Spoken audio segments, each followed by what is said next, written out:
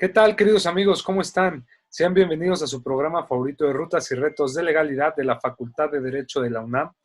Agradecemos mucho a la doctora Sonia Venegas Álvarez, directora del Seminario de Derecho Administrativo, quien es conductora en lo general de este programa y quien hace posible el mismo. Soy su amigo Juan Negrete y estoy muy contento, queridos amigos, porque estamos de manteles largos, ya que contamos con la valiosa presencia de dos extraordinarios juristas, dos personas que conocen del tema que vamos a hablar en torno al derecho digital, el derecho y las nuevas tecnologías de la información. Y pues vaya, realmente hasta la distancia es un gusto comunicarme con ellos porque ellos están en Colombia. Y pues gracias a su espacio es un gusto presentar a nuestro ya muy conocido por todos ustedes amigo, el doctor César Camilo Cermeño Cristancho, que pues como ustedes ya saben, pues es un gran abogado tributarista, experto en diversos temas jurídicos, participante del Centro de Estudios de Derecho Procesal ahí en Colombia, y pues vaya, con una gran reputación que le precede. Y también hoy por hoy tenemos a un nuevo invitado, y más que nuevo invitado, a un invitado conocedor también de la materia, que hasta tiene un libro sobre los abogados digitales. Él es José Torres, que es abogado colombiano especializado en innovación legal, graduado de la Universidad de los Andes y tiene un máster en Derecho Económico Internacional en la Universidad de Barcelona y fue fellow en el Stanford Legal Design Lab. Pues vaya, es un gusto, queridos amigos, tenerlos en este espacio. ¿Cómo están? No, el gusto creo que es nuestro, pero hablo personalmente, licenciado Juan, es mío. Aquí siempre es un orgullo y un placer estar acompañándolos pues nada, aquí preparado para las siempre amables pero retadoras preguntas del licenciado Negrete. Juan, un placer para mí estar acá con ustedes, encantado de poder llegarle a una audiencia mexicana y de poder compartir con ustedes los temas que mencionas y tener una charla muy agradable. No, pues de verdad yo soy más que honrado, José, y realmente, pues el tema es muy interesante, como ya lo sabía el doctor César Camilo, y también te lo digo a ti, querido amigo. Este programa nos siguen muchos universitarios, muchos jóvenes, sobre todo juristas de toda la República, que también nos escuchan en otras partes de Latinoamérica. Y pues vaya que el tema es algo que ha despertado sobre todo en la sangre joven, es decir, todos aquí en este foro somos muy jóvenes, y pues vaya, qué mejor que podamos ir construyendo pues nuevas tesituras. ¿Por qué lo digo así? Platicábamos en otras charlas amenas privadas, el doctor César Camilo y yo, que una de las necesidades que se han visto involucradas por esta pandemia que a todos nos ha golpeado ha sido cómo ir acrecentando, cómo ir evolucionando a un tema tecnológico que de alguna forma permita eficientar todos los procesos de todas las personas, empresas y demás, pero sobre todo también los abogados, es decir, cómo los abogados poder utilizar ya las tecnologías de la información y la nueva tecnología para poder mejorar e implementar nuestro trabajo. Más ahorita que vemos, por ejemplo, en México, yo creo que en Colombia ha de pasar igual, que cuando se hizo esta suspensión de labores de los tribunales, cuando se reabren, pues vamos todos los abogados a los tribunales y pues ahí no se respeta casi ni la sana distancia, ni mucho menos se puede uno quedar en casa. Entonces decíamos, bueno, ¿por qué no ya emigrar? Y en México hemos empezado poco a poco, hay una reforma que busca o pretende que podamos ya en ley establecer que pueda ser opcional acudir a audiencias virtuales a través de estas plataformas, oficialías de partes donde uno puede entregar sus promociones o escritos también virtuales, es decir, que todo ya sea digital. Pero pues vaya, aquí los expertos son ustedes, por lo cual me gustaría, si me lo permiten, empezar con José, como nuestro invitado también nuevo, reciente en este espacio, para que nos platiques un poco, José, cómo tú consideras que se está dando esta evolución o hacia dónde tendríamos que ir dando pasos a pasos los abogados para ya poder utilizar estas tecnologías de la información para el beneficio del litigio. No sé, ¿tú qué opines? Mira, yo creo que una de las cosas positivas que ha traído la pandemia es que ya no hay necesidad de convencer a ningún abogado de la importancia de adueñarse de estas tecnologías.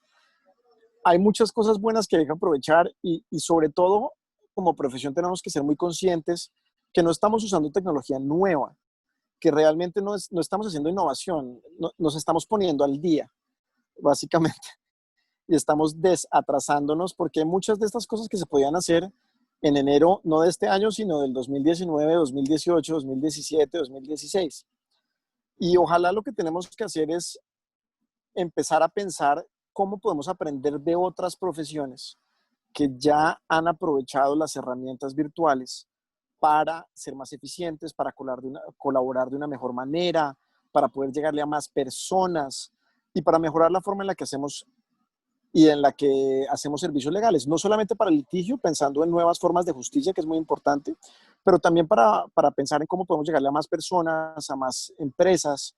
Yo creo que México tiene una situación similar a la colombiana. En Colombia se calcula que el 65% de las personas no tienen acceso a servicios legales. Y la pandemia lo que nos da una oportunidad no solamente de pensar en nuevas formas de acceso a la justicia, de acceso a los juzgados, como lo tenemos concebido, sino también de poder llegarle a más personas para que puedan ser parte no solamente de la justicia, sino también del Estado de Derecho. Muy bien, ese es un buen punto. Y sí, estamos muy parecidos.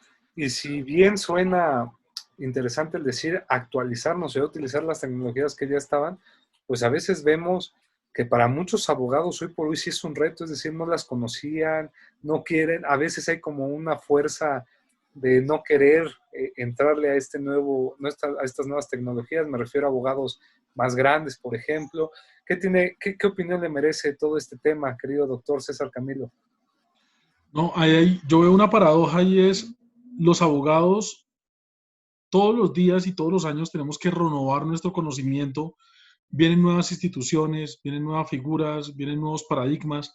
De hecho, en tributario, lo comentábamos en una anterior sesión, todos los días hay nuevas figuras, temas internacionales, temas complejos y estamos abiertos o nos toca abrirnos a figuras que hace unos años no existían o concepciones del derecho que van modificándose en virtud de una sentencia, de una reforma, y por eso es tradicional que en ciertas otras cosas seamos tan tradicionales y tan conservadores.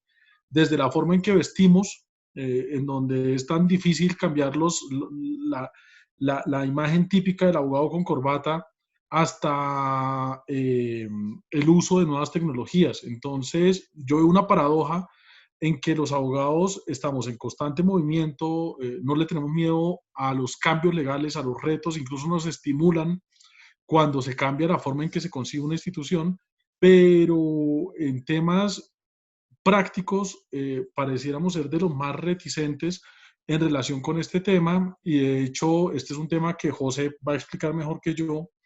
También parece una paradoja que la justicia digital y el nuevo diseño de la forma tecnológica de la justicia tenga que partir de los abogados. De pronto la pregunta la estamos haciendo mal y es el licenciado Juan, José, yo podemos ser buenos abogados, pero eso no quiere decir que tengamos las facultades de pensar o imaginar ese nuevo derecho. De pronto ese pensar o imaginar un nuevo derecho hay que dejárselo a otras personas. Tenemos que ser un poquito más modestos y reconocer que de pronto los abogados no somos los mejores actores para impulsar esa innovación. Por ejemplo, si bien es cierto y es un punto interesante el que señalan, tendríamos, yo creo, si me lo permiten, que ver pues también el derecho comparado, es decir, ¿de qué manera hoy por hoy podríamos, y me gustaría preguntarle a los dos, pero primero empezando por José, cómo podríamos ya iniciar esta implementación de estas nuevas tecnologías, por ejemplo, sobre todo en Latinoamérica, donde creo pues estamos muy similares, es decir, no veo que haya muchas diferencias en cuanto a cómo nos estamos adaptando como bloque, pero si nos vamos a Europa, por ejemplo, pues parece que ya hay una evolución, inclusive estaba viendo hace unas 2 o 3 semanas que en Miami van a ser la primera feria de e-courts, ¿no? Donde van a vender tecnologías para las cortes de los países para que puedan implementarlas. Digo, se me hace muy interesante. ¿Qué opinas, José? A mí me parece que eso es un gran paso. Y usualmente si ves quién está detrás de este tipo de empresas que tienen nuevas tecnologías, usualmente no son los abogados. ¿Qué ha pasado en todo el panorama de Legal Tech? Y es que los ingenieros y empresarios se han dado cuenta que como los abogados no hemos querido cambiar ni innovar, hay un espacio muy grande para que ellos se adueñen del terreno que nosotros no hemos querido hacer. Y te voy a dar un ejemplo muy concreto. Hay una universidad en Canadá que se llama Ryerson University, en Toronto. Ryerson no tiene facultad de Derecho y fue la primera universidad en el mundo en sacar lo que llaman una Legal Innovation Zone, una zona para incubar startups y emprendimientos tecnológicos en áreas legales. Eso es bienvenido para la profesión porque lo que implica es que vamos a tener muchas más personas pensando en cómo ofrecer mejor los servicios legales. Y eso es lo que necesitamos. Tenemos que innovar no solamente en instituciones jurídicas, como lo mencionaba ahorita César, pero también ver cómo le podemos llegar a más personas y como de formas distintas, en la forma en la que los clientes realmente necesitan esos nuevos servicios legales. Y todo este poco de experimentos que salen, lo que nos permiten es pensar en, bueno, ¿qué podemos aprender de esta feria en Miami? O qué podemos estar aprendiendo, por ejemplo, los experimentos que está haciendo la justicia en Singapur o en Indonesia. Y como latinoamericanos salirnos un poquito de estar mirando siempre como a España, Francia, Alemania, Italia, que son los países que tradicionalmente nos han tenido como esa influencia en nuestro sistema jurídico, y empezar a ver como otros países que pueden que tengan sistemas jurídicos muy distintos, de todas formas tienen muy buenas lecciones para darnos a nosotros y que a lo mejor logran solucionar problemas que nosotros no hemos podido y que podemos copiar muy rápidamente. Perfecto. Y vaya que sí tenemos que tomar ese ejemplo y no me quiero adelantar, pero doctor César Camilo, ¿qué opinión le refiere a estos puntos? No, ahí hay un tema importante y es, frente a lo que dice José, los abogados también a veces nos damos mucha importancia. Es decir, no nos reconocemos que somos solamente vehículos, actores, intermediarios, y si bien la justicia es un valor, y es un valor muy importante, fundamental, de los más importantes, lo cierto es que la construcción de la resolución de la justicia es un tema cultural, es un tema, si hoy nos perdemos en una isla desierta, ¿cómo vamos a resolver los conflictos que van a... hay unas sociedades que crean litigios verbales, otros que crean jurado, otros con árbitros, con mediadores.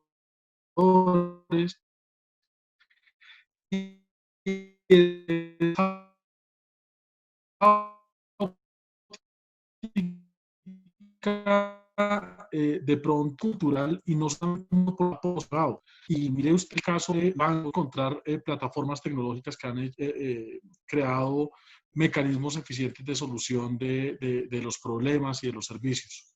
Entonces, es decir, yo puedo transferirle dinero al licenciado Juan en México con mi celular en 2 segundos, con cosas como reconocimiento facial, no necesito ni siquiera poner la clave, porque todavía nos quedamos en los formalismos de que para reconocer a Juan en una corte, poner la huella, ir a un notario, usar corbata. Entonces, creo que ese cambio de paradigma, la sociedad misma, que son los usuarios los que tienen que mirar la justicia, no a nosotros.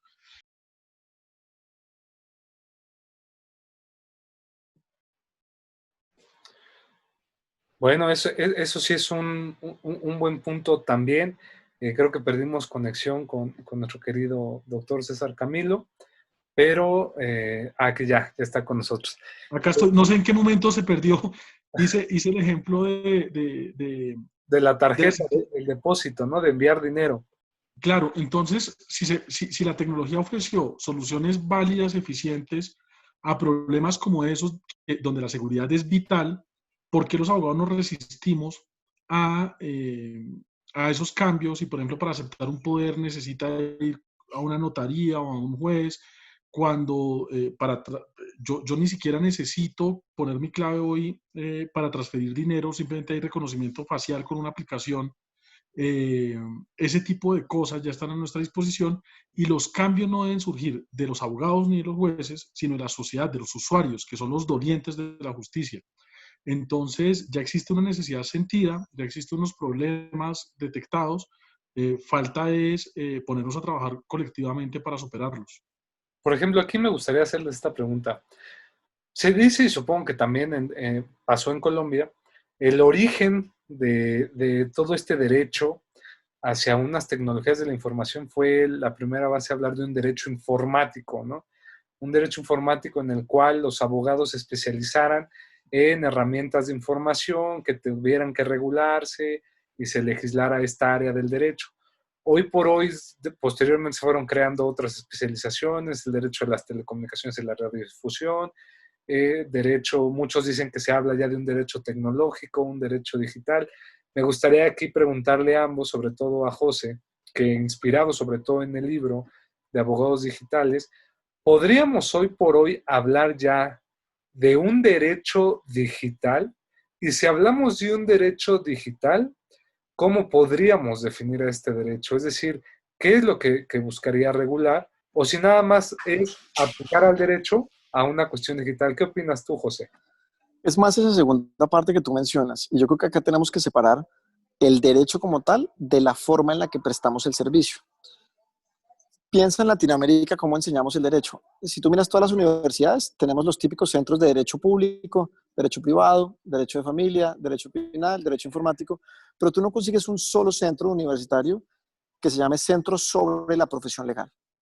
Un centro dedicado a estudiar cómo somos mejores abogados, o Ok. qué nuevos modelos de negocio de firmas podemos encontrar, o qué nuevas formas de ser abogado dentro de una empresa, o cómo ser un mejor abogado de gobierno. ¿Qué es lo que nos ha hecho, sobre todo la pandemia, pero también la parte tecnológica? Y es pensar en cómo somos mejores abogados, independiente de la rama, porque eso es muy importante. Ahorita con la tecnología, entonces la gente dice, no, pues entonces derecho informático, pero también podemos hacer derecho de sucesiones y de familia usando herramientas virtuales. Ujú. Y podemos ayudar a la gente con sistemas de mediación en línea, por ejemplo, a tener divorcios mucho más sencillos. ¿Qué es lo que tenemos que empezar a cambiar un poquito? Es separar el derecho sustantivo de la forma en la que estamos prestando el servicio, cómo estamos trabajando y cómo le vamos a llegar a los ciudadanos y a las empresas o al gobierno.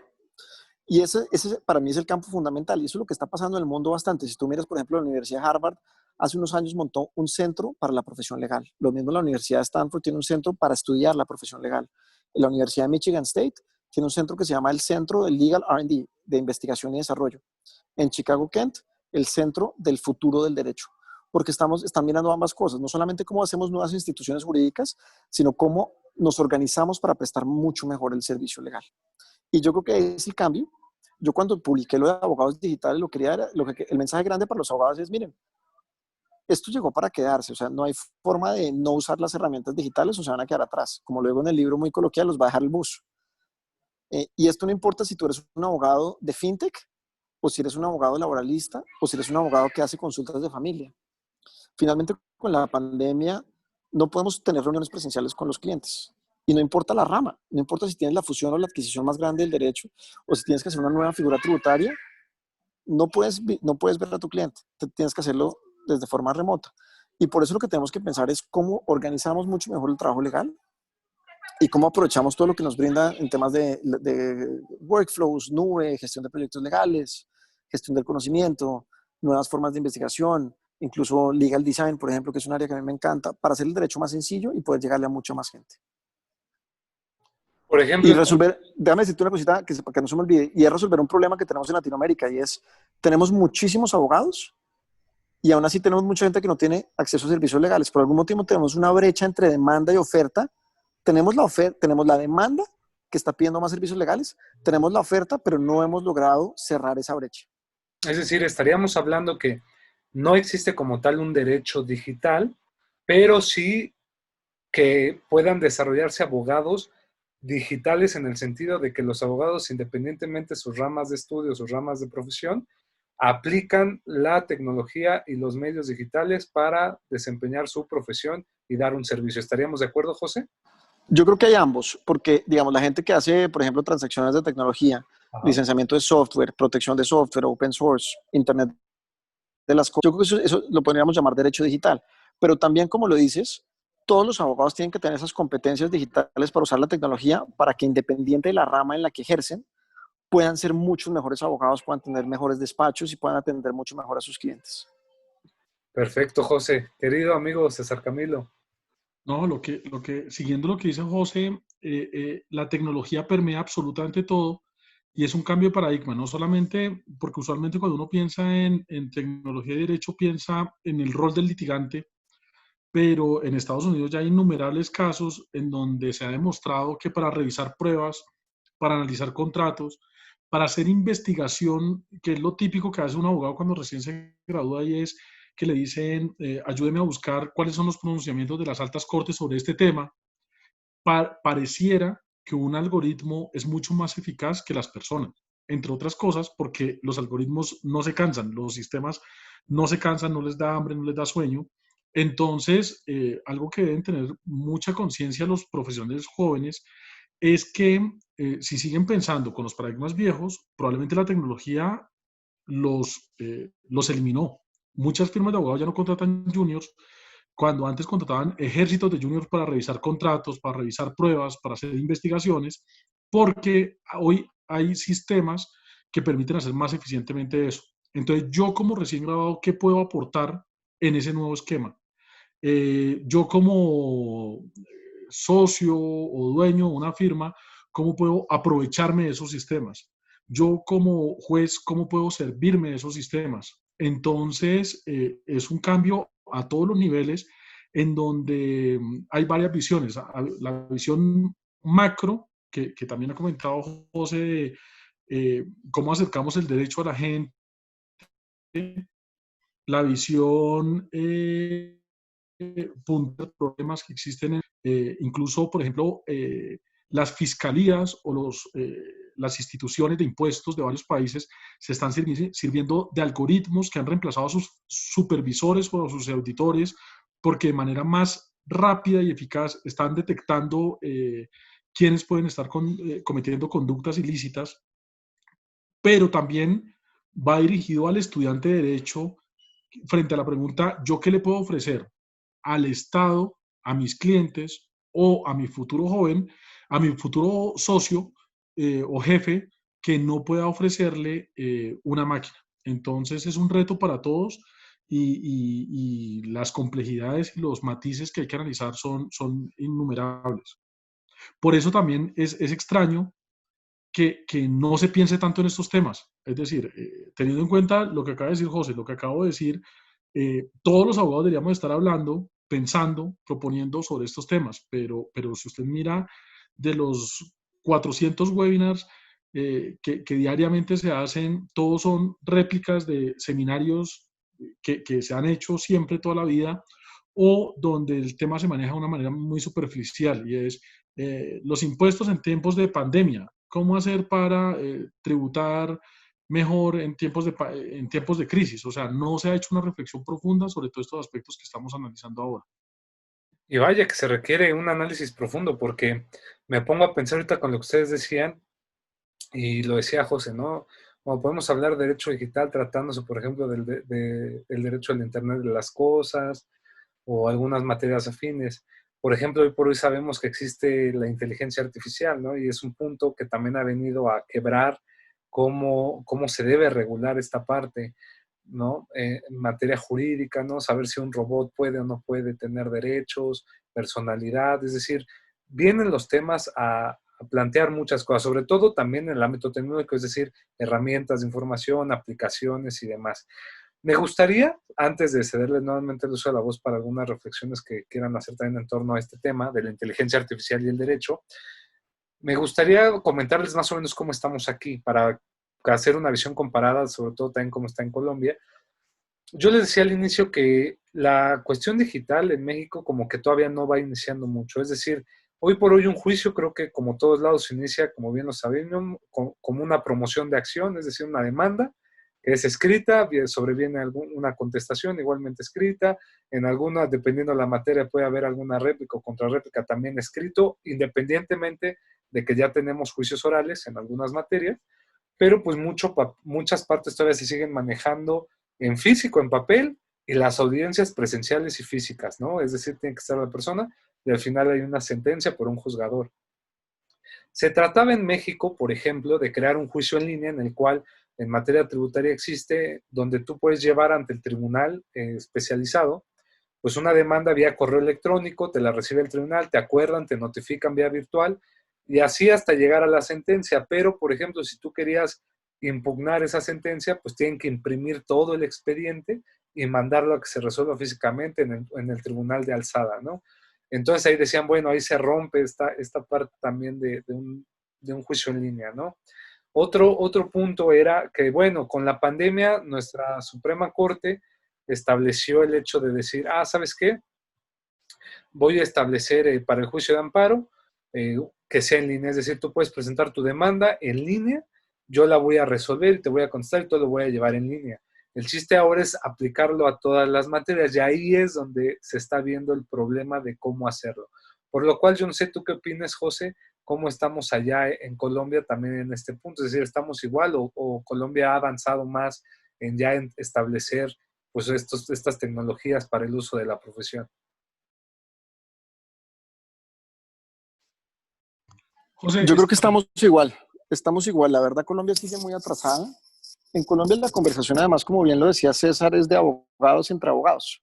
Ajá. En estos temas de justicia, a mí me da risa, hace poco un centro de pensamiento muy importante de economía en Colombia, Fede Desarrollo, publicó un paper sobre la inteligencia artificial en la justicia, hecha por 2 abogados. Y es como si en otras profesiones, por ejemplo, hiciéramos un paper sobre el futuro de la economía hecha por 2 abogados. O si hiciéramos un paper sobre el futuro de la psicología sin psicólogos.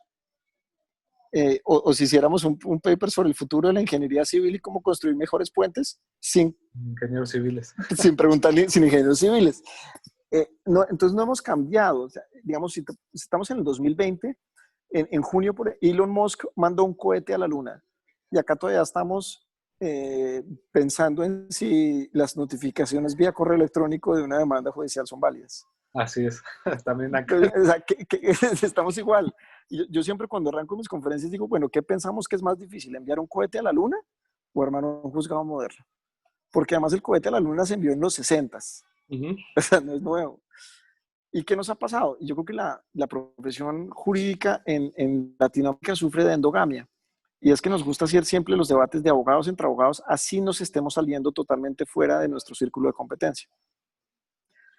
Para realmente poder avanzar mucho en la implementación de tecnología en la justicia, necesitamos invitar a otras profesiones. Las ramas judiciales deberían tener lo que en el sector privado se denomina un CTO, un Chief Technology Officer.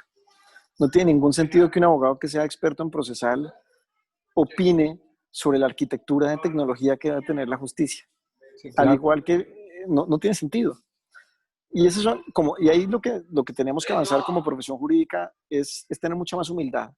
Y como abogados tener muy claro en qué somos muy buenos, en qué no tenemos ni idea. Y para las cosas de las cuales no sabemos nada, llamemos a las profesiones que sí tienen algo por ofrecer. Me imagino que es muy similar en México, las discusiones ahorita que están teniendo alrededor de la justicia. No, precisamente, sobre todo para ver, bueno, cómo se va a hacer. Porque digo, es muy fácil improvisar, pero el chiste es crear algo. Ahora, otro de los puntos es si debe ser optativo o debe ser obligatorio, ¿no? Es decir, es cuestión de ya entablar la obligación de que sean todos virtuales y eso no coactaría ciertos derechos, por ejemplo, o que se maneje como en México se está buscando implementar en la Ciudad de México con una reforma que se presentó la semana pasada respecto a poner esta opción, ¿no? Es decir, que la persona, el abogado pueda llevar su juicio ya sea vía virtual si le conviene más o de vía tradicional. Doctor César Camilo, ¿qué opina?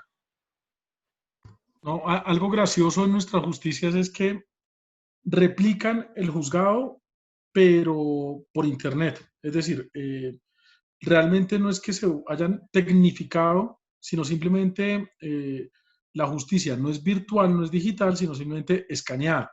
Entonces, un ejemplo gracioso en Colombia es, existe algo que se llaman los edictos o los estados, que simplemente son un papel que se pega en una cartelera física en el juzgado.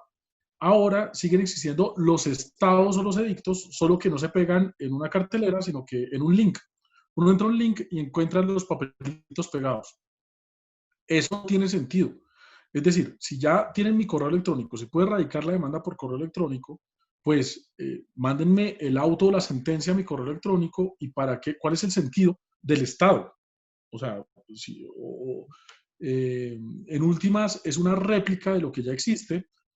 José tiene todo un discurso mejor desarrollado que ya nos va a contar sobre el tema de volver nativo el lenguaje digital y los abogados no hemos sido capaces.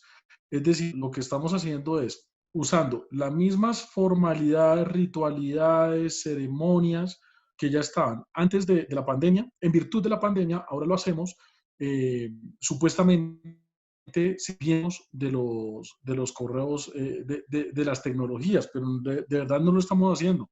Es un sofisma. De hecho, es como si yo escribiera una carta y probablemente al principio el correo electrónico servía así, es en vez de, si yo le voy a enviar, no sé, hace unos años, si yo me hubiera querido comunicar con México, yo le enviaba una carta. Y cuando se inventó el correo electrónico, es como si yo escaneara la carta y la mandara por correo electrónico en vez de mandar un correo electrónico, en vez de mandar un WhatsApp. Eso es lo que estamos haciendo. Es decir, cuando me quiero comunicar con un amigo mexicano, en vez de mandarle un correo electrónico, un WhatsApp, lo que estoy haciendo es sentándome a escribir una carta, imprimiéndola, después escaneándola y volviéndosela a mandar. Es decir, estoy desaprovechando los recursos y desafortunadamente eso es lo que hemos podido monitorear que está sucediendo en Latinoamérica. Estamos desaprovechando los recursos y estamos utilizando como un eufemismo el tema de que nos estamos tecnificando. Realmente estamos haciendo lo mismo que hacíamos antes, solo que sin ir a los despachos judiciales.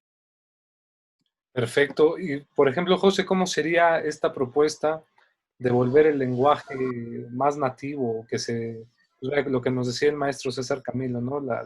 Que el lenguaje digital se vuelva pues, nativo, por así decirlo? Mira, lo que tenemos que hacer es, como lo decía César, el error es digitalizar lo físico. Lo que tenemos es que empezar a pensar cómo debería ser un juzgado desde cero, teniendo en cuenta la tecnología que tenemos. Y el ejemplo al que hacía referencia a César, que yo ya he echado bastante, es que cada vez que tenemos un nuevo medio tecnológico, lo que tendemos a hacer es adaptar un medio muy viejo y copiarlo en el medio nuevo. Y esto ha pasado históricamente en la tecnología. Y te voy a dar un ejemplo de las telecomunicaciones.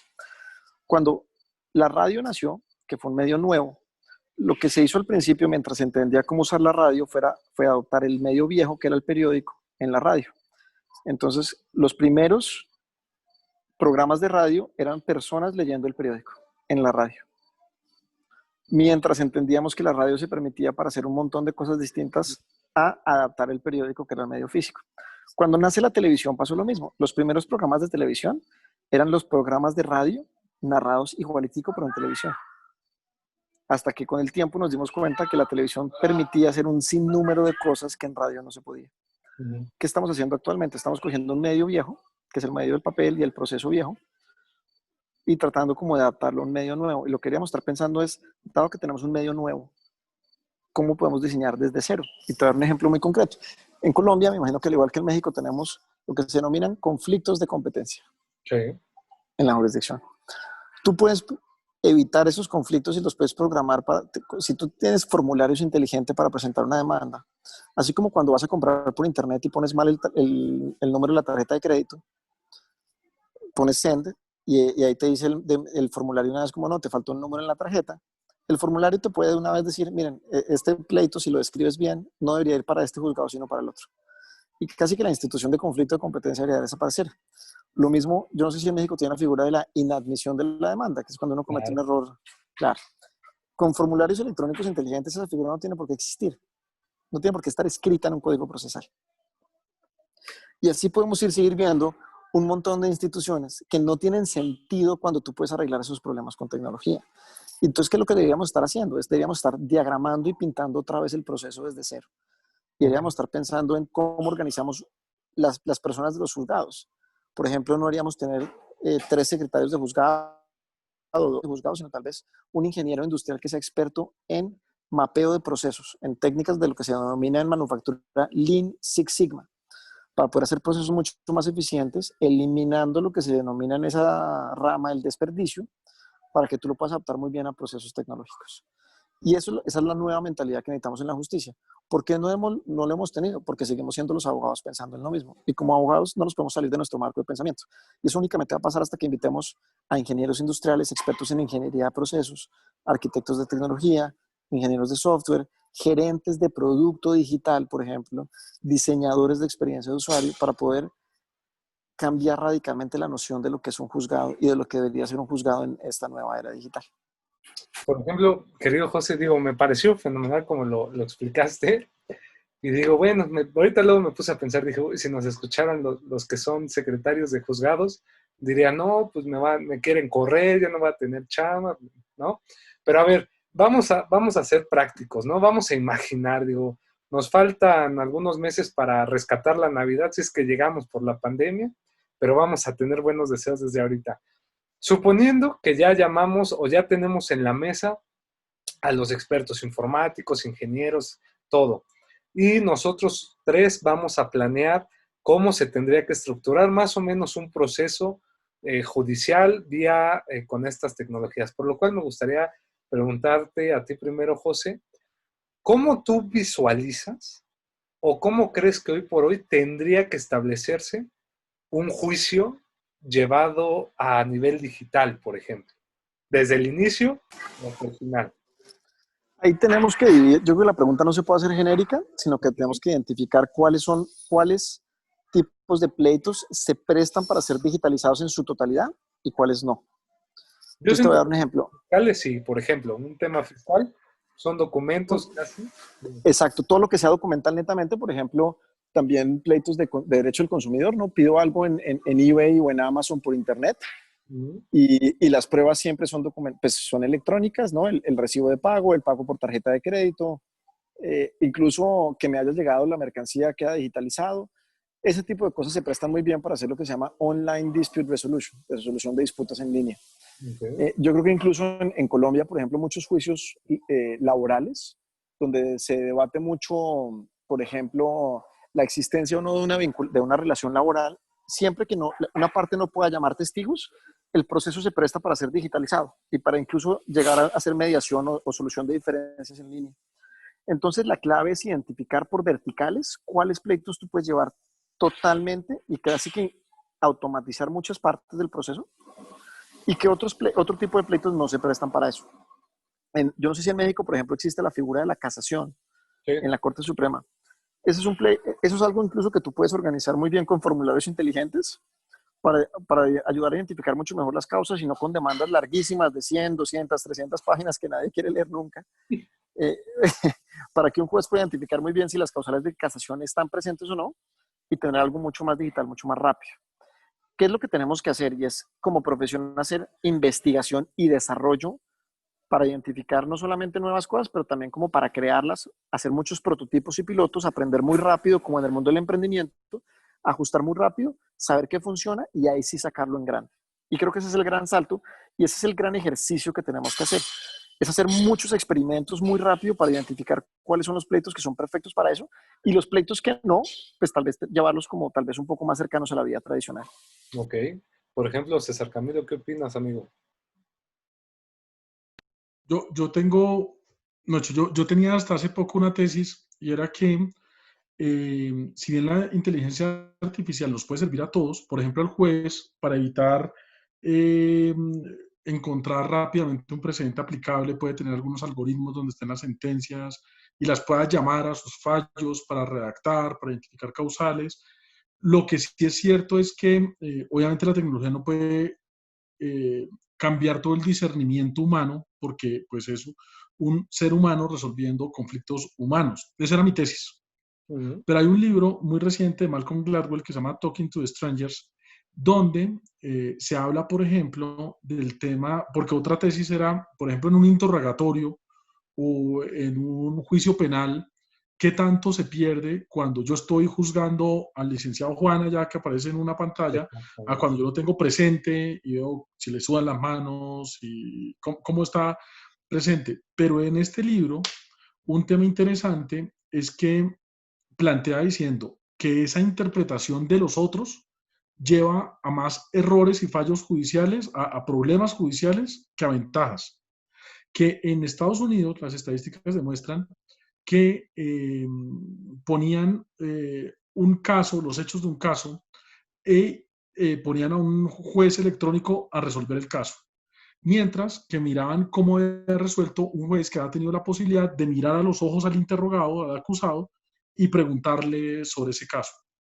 Y encontró que el computador era mucho más eficaz y más correcto que el juez cuando hacía su juicio de valor. Porque el problema es que los seres humanos cometemos algo que se llama, bueno, que tenemos como un mismatch, y es cuando, por ejemplo, yo le pregunto a Juan, algo y Juan reacciona rascándose la cabeza, poniendo la voz nerviosa, sudando, pues es claro que está diciendo mentira. Pero el problema es que los buenos mentirosos no hacen eso. Los buenos mentirosos no se rascan, no. O sea, los buenos mentirosos dicen, le juro que yo no lo hice.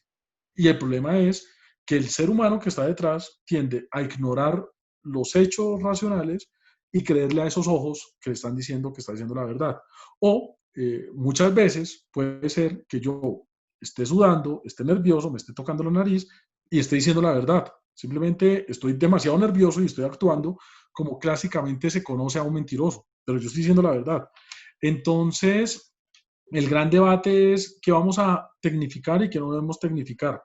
Yo creo que precisamente el juzgado, el secretario de juzgado debe pensar en qué le está ofreciendo al despacho, porque si es simplemente llenar un checklist y de verificar que 1 más 1 es 2, pues de pronto lo que nos está diciendo la tecnología es que, no le está ofreciendo nada de valor al juzgado y de pronto sí podemos prescindir de él.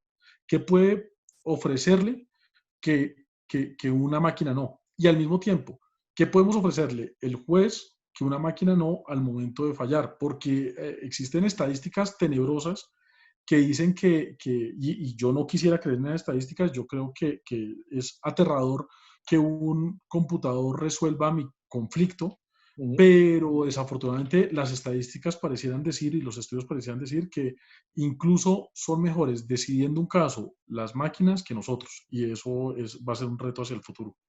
Perfecto. Pues bueno, ya para ir cerrando este valioso programa, porque el tiempo vuela, me gustaría contarles cómo estamos, es decir, se pretende quedar aquí esta justicia digital local y que me pudieran ustedes decir qué opinan y sus conclusiones. Aquí se prevé que se pueda crear una oficialía de partes virtual, es decir, yo mando mi demanda a través de un correo electrónico a la institución, lo van a recibir, me van a contestar de recibido y me van a mandar los acuerdos donde radique mi juicio, ¿no? Posteriormente, le darán la parte, le mandarán correo electrónico a mi contraparte responderá con mi demanda con su contestación de demanda, también virtualmente, y me la van a dar a mí, me van a notificar con la demanda, bueno, la contestación, para que yo pueda hacer alguna réplica o contrarréplica, ¿no? Dependiendo la materia. Posteriormente, si hay audiencias orales, pues estas podrán celebrarse a través de alguna de estas plataformas Zoom, Google Meet, etcétera, ¿no? Y pues ahí el juzgador desde su computadora podrá hacer todas las previsiones necesarias, podrá desahogar las pruebas y demás que se puedan hacer en ese tenor. Posteriormente emitirá sentencia en ese momento y la enviarán por correo, ¿no? ¿Qué es lo que pasa? Que dicen, bueno, hay un expediente electrónico, hay una oficialidad de partes electrónica, hay firma electrónica para que firmes tus demandas, tus promociones, y hay un juzgador virtual, por así decirlo. Pero lo que estamos viendo nosotros es, y espérame, o sea, ¿qué va a pasar, por ejemplo, como se ha dado en materia tributaria, si hay un error informático y no les llega el correo, ¿no? ¿Cómo voy a demostrarlo? ¿Cómo voy a saber? Porque puedo perder en un plazo por un error y ya precluye mi derecho, ¿no? En las audiencias, como decía el doctor César Camilo, bien, ¿cómo sé, por ejemplo, que mi testigo no esté aleccionado? Si de por sí físicamente no tengo ese contacto, virtualmente yo no sé si hay atrás de la pantalla alguien que le esté diciendo algo, tal cosa. Es decir, empiezan a ver estos problemas y uno dice, vaya, pues realmente hay una verdadera impartición de justicia cuando se habla digitalmente o no. ¿Qué opinan ustedes y sus conclusiones, queridos amigos? Empezamos por José. Mira, yo creo que son los mismos problemas que tenemos en el mundo físico, la verdad. Cuando tenemos un juzgado, un testigo en el mundo físico, ¿cómo sabemos que no lo han preparado para que diga exactamente lo que el abogado quiere que diga? Es el mismo problema. En Colombia pasa que a veces las carteleras, como bien lo mencionaba César, la cartelera donde tienen que actualizar el edicto o la notificación, no la actualizan. y de todas formas no me enteré. Entonces, los problemas están lo que pasa es que, ¿cuál es la diferencia? En físico ya nos acostumbramos a esos problemas, ya nos parecen normales. En digital nos parecen nuevos, pero son exactamente los mismos. Yo creo que ¿qué deberíamos hacer? Deberíamos someterlos a un periodo de prueba largo para tener datos y tomar decisiones con base en datos. Porque es posible que muchos de esos problemas sean válidos, pero también es muy probable que muchos de los problemas los estemos sobredimensionando. Y la única forma de hacer eso es probar. y no, yo creo que no tiene sentido aguantar esos cambios por un miedo infundado, sin datos, sobre todo por lo que te digo, porque en el mundo físico ya, igual esos errores pasan. O sea, ¿a quién alguna vez se ha enterado de una demanda por un edicto en un periódico? No, es muy raro, O muy sea, raro. es Por eso, nada, por eso tuvieron que evolucionar a las páginas de internet, ¿no? Que publican exacto, en el estrado ahí en juzgados y ponlo en la página, y aún así no ha funcionado. exacto. Entonces, eso ya pasa, lo que pasa es que nos acostumbramos a que eso es normal. Entonces, lo que tenemos que hacer es hacer muchos más experimentos en la justicia y tenemos que estar tranquilos con que van a haber cosas que van a salir mal, Ujú. pero igual como las cosas están tan mal, yo creo que no importa y que vale la pena experimentar hacia el futuro. No sé, Perfecto. César, cómo lo ve. Adelante, César. No, estoy completamente de acuerdo con José. Eh, Creo que tenemos esa prevención, probablemente la misma prevención de cuando yo podía transferir dinero o tener la cuenta en una página de internet. Es decir, la forma más segura antes era ir al cajero y retirar o consignar. Después en los cajeros electrónicos hay mil historias de personas que fueron. En Colombia hubo muchas personas estafadas porque hackeaban los cajeros electrónicos físicos. Hoy creo que tenemos un poco más de confianza en los cajeros. Y lo mismo, todos los días hay phishing y hay problemas en donde llega un link, el licenciado Juan cree que es válido, entra, da sus claves y yo le robo su dinero, pero lo usual es, pues mejor dicho, como dice José, eso ocurre también. En Colombia hay historias y hay un término y es comérselas. Cuando digo comérselas puede es real. Hay abogados que había un cheque y se lo comían y desapareció el cheque y dónde está el cheque y no hay forma de encontrar el cheque. Eso es un riesgo que yo creo que vale la pena correr y creo que es mucho más fácil en probar que yo sí mandé un correo electrónico hoy a las 6:52 de la tarde que decir que yo anexé un cheque que al otro día fui a ver el expediente y ya no estaba.